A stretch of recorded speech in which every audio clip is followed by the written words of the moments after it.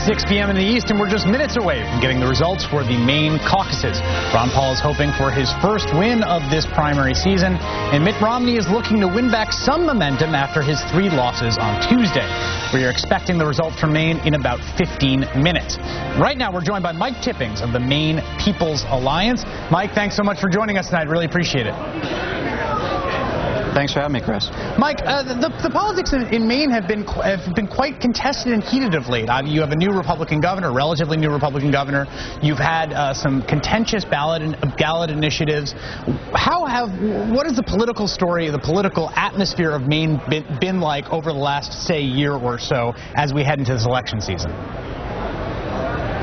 Well, in 2010, we really saw a sea change in Maine politics, especially within the Republican Party. The Republicans, for the first time, took over the legislature and the governorship, and a Tea Party-backed governor became governor with 38% of the vote. And so there's been a hard shift to the right in our state politics. We tend to think, obviously, of the Maine Republican Party as represented by the 2 senators from Maine who are both quite moderate, probably at the lefternmost spectrum of GOP members of the Senate. It sounds to me like the state-level politics that are happening don't reflect necessarily that kind of political profile. No, it's a complete break with the history of the Republican Party in Maine. I mean, it used to be known for this kind of New England moderatism, and now it's really changed. And you can see behind me there's obviously a lot of Ron Paul momentum going on as well. You've had a very contentious battle over the issue of same-day voter registration, and one of the reasons I want to have you on was just to talk the viewers through that, because it's an interesting window into larger fights that are happening all over the country about access to the ballot and the way access to the ballot is going to be regulated or excessively tightened. What happened in Maine with respect to same-day voter registration? Well, when Republicans came into office, one of the things they went after was Maine's history of open democracy, our history of same-day voter registration, and making sure people have access to the ballot and to the vote. And so they tried to repeal that. Maine was actually the first state to have same-day voter registration. It's worked great for 40 years. And there was a real backlash against that. The Maine People's Alliance that I work for and many other groups and individuals across the state came together and we ran something called a People's Veto, where we gathered a number of signatures, we got it on the ballot, and we made sure that didn't happen. And that election was in 2011, am I right?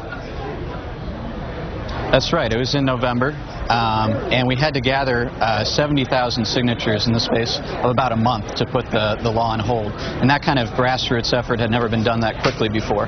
So I think it really says something about the fact that people, while there has been some changes in our politics, remains a progressive state and one that cares about our highest in the nation voter participation and cares about democracy. The 2011 victory of the People's Veto of the move to get rid of same-day voter registration that you organized on, you just mentioned, do you see that as representing a kind of backlash to the conservative ascendancy of 2010 and the state returning to an equilibrium more like what it was before 2010, or do you see that as largely the product of good organizing or passion about that specific issue?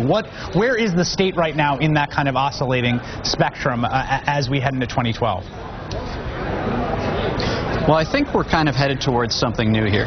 So we saw on that same day that we won the stopping repeal of same-day voter registration here, victories in Ohio, victories in other places across the country. And something that our polling showed was that the group that was most in favor of same-day voter registration wasn't even Democrats or wasn't even young people. It was people that supported the goals of the Occupy Wall Street movement. And that was actually a larger group of people than even there were Democrats in the state. So I think there's a real backlash against corporate control in general. I think there's a real backlash about money in politics and about the extremism that some of these politicians that won in 2010 have exhibited in Maine and in other places. Mike Tippings of the Maine People's Alliance joining us live from Maine tonight. Thank you so much for your time. I really appreciate it. Thanks, Chris. Great to be here.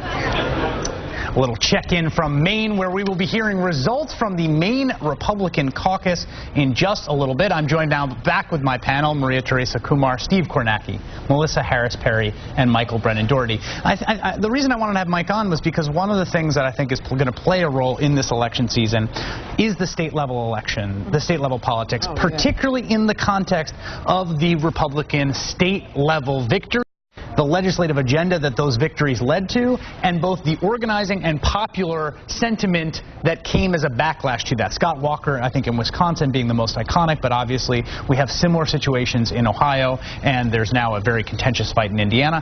I wonder how much the White House is thinking about the approval ratings of those Republican governors in the swing states. I mean, part of what's so interesting about what Mike was talking about there was that both the Tea Party and the Occupy impulses, right, which happened within a year or two, it suggests that they're not completely separate impulses, right? We talk about them, particularly in national media, as though there was this big right conservative backlash and then, you know, the left came roaring back or something.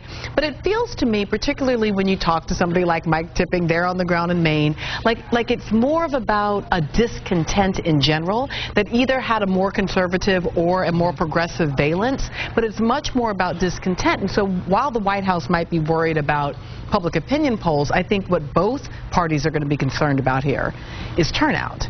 And whether or not, if people are feeling like, man, it doesn't matter if I go to the right or to the left, this government is not listening to me, these circumstances are not changing, then you have, I think, the far bigger problem of a withdrawal from the system. Yeah, Maria. And actually, I think he said something very much that resonated. What Mike said was, you know, we're tired of big corporations basically doling out and deciding these elections. And I think that is the danger right now, that both Romney and Ron Paul are going to have less so, in the sense that everybody's talking about the super PACs.